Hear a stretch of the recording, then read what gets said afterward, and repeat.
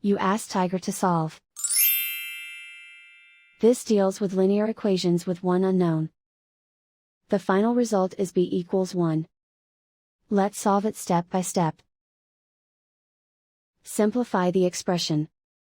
Expand the parentheses. Simplify the arithmetic. Expand the parentheses. Group like terms. Simplify the arithmetic. Group all b terms on the left side of the equation. Subtract b from both sides. Group like terms.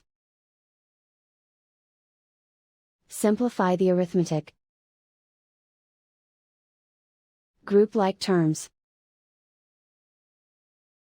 Simplify the arithmetic. Group all constants on the right side of the equation.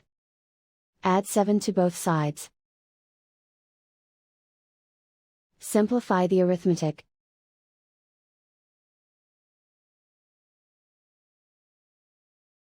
Isolate the b. Divide both sides by -7. Cancel out the negatives. Simplify the fraction. Cancel out the negatives. Simplify the fraction. And so the final result is b equals 1.